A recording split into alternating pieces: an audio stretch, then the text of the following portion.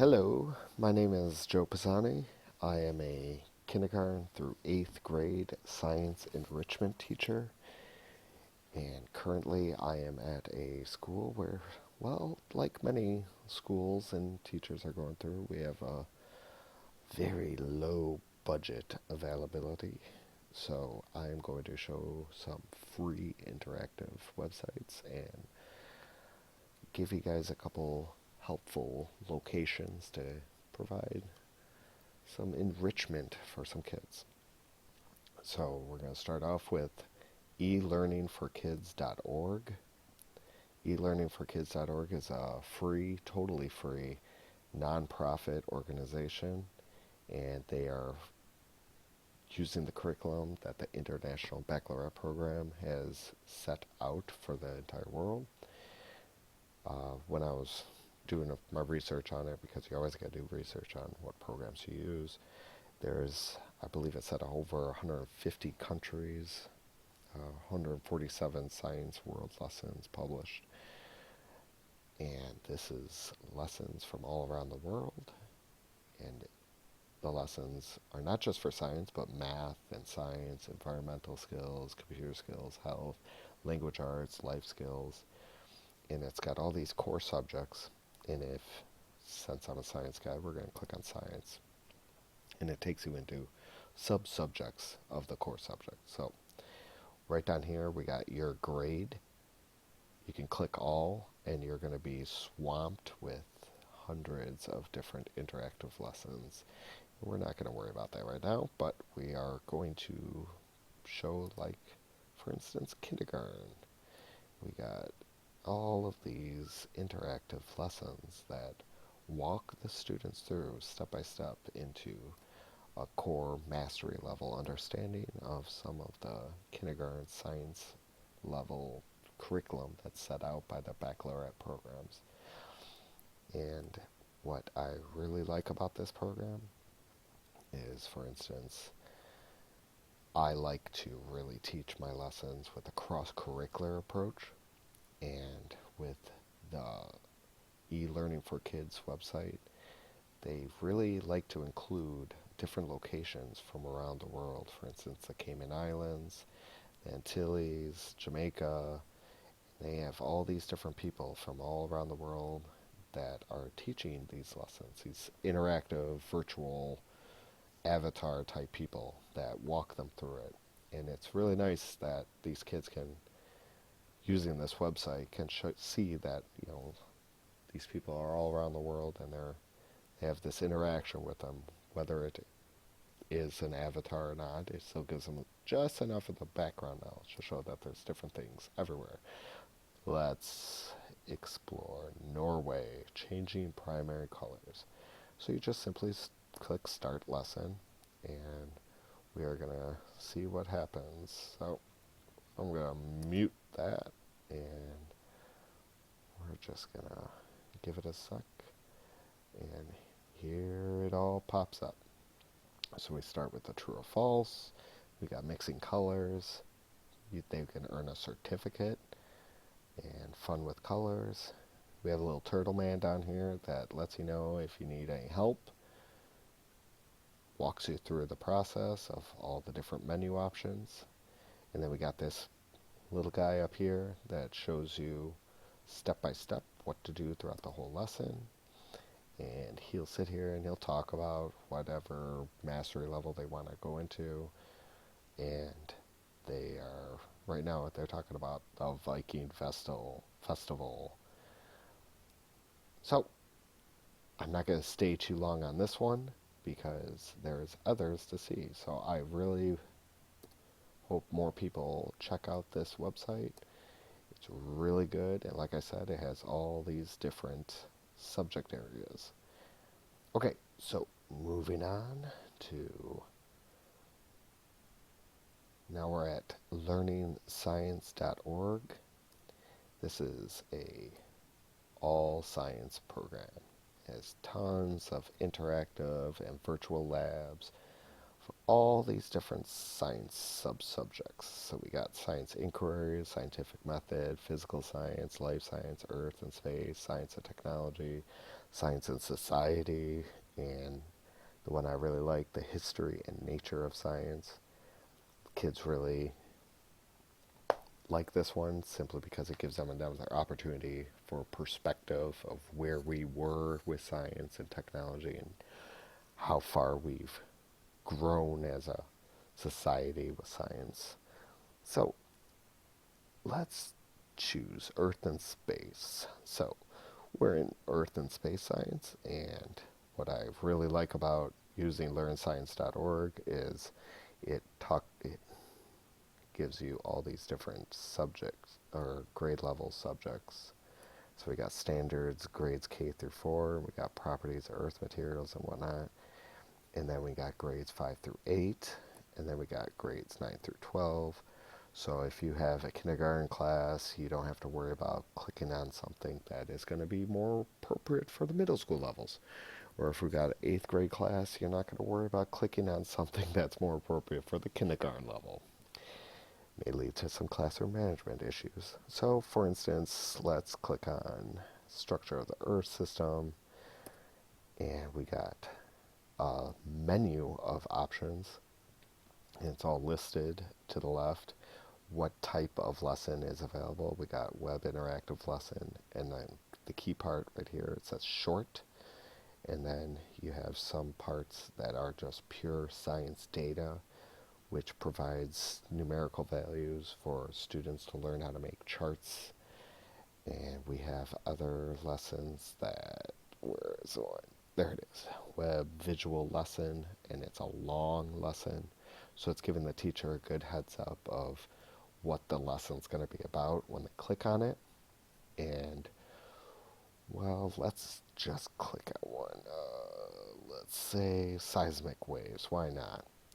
So when you go to click on it, you just click on where it says seismic waves or build your bridge, and just click on it, and it gives you 9 pages of lessons, or not lessons, 9 pages of introduction of what seismic waves are, and it gives them a good uh, vocabulary of information, P waves, S waves, seismic waves, epicenters, so on and so forth. But the part that's really nice and the kids really always like is simulation. It gives you a little tutorial, different steps to take. We can virtually see an accurate model of what takes place when there's an earthquake and how seismologists can measure the different earthquakes. So, for example, go, there's your earthquake, here's your P wave, the blue line, here's your S wave, the green line, here's it shows the seismograph and the different recorded data. So, once again, learningscience.org, and it has a ton of virtual labs and interactive tools for the kids to see science for free. And like I said, it ranges from kindergarten all the way up to 12th grade science interactives, and some are very in-depth with a lot of rich knowledge to share with the kids. I would prefer using this in a guided activity for my lessons while they're on netbooks, and I'll have the lesson actually up on my Promethean board, another version of a smart board, and we would go through it together, so we're experiencing together. And so this is a really good tool to use for science, but also with the cross-curricular approach with mathematics. Now to the next one, science news for students.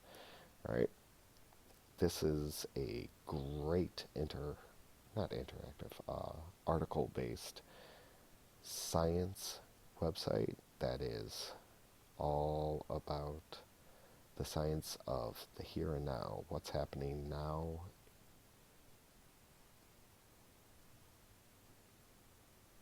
So let's just get a little taste of everything.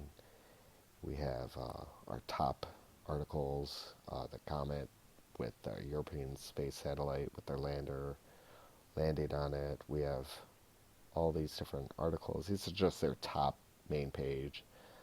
of different articles, and it has to do with all the different types of science. I did this one with my kids the other day. They were cracking up.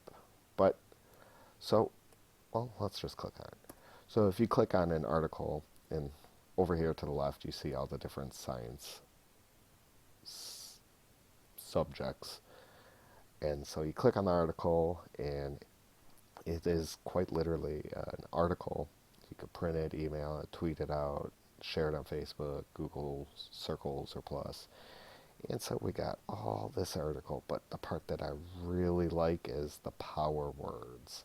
It actually provides the vocabulary and the dictionary terminology of all those key words that are within the article. So we have further reading as well. So there's all these great tools available on this. And going back to the cross-curricular approach, this is a great tool to use for an ELA and or writing cross-curricular lesson. And the last website that I'm going to show you, this is my website. It's under some construction right now. There's a lot of things that I'm trying to do. So I'm trying to provide strictly a K2 science and a 3-5 science, 6-8 science, kind of similar what learningscience.org was doing. But this is the platform that I use a lot for my kids at the school, so they have a quick link, quick access to a lot of the lessons that we go to. So I just go to educational websites. Oh, well, let's start with what's my website. Right here. So it's mrpasanticlass.weebly.com.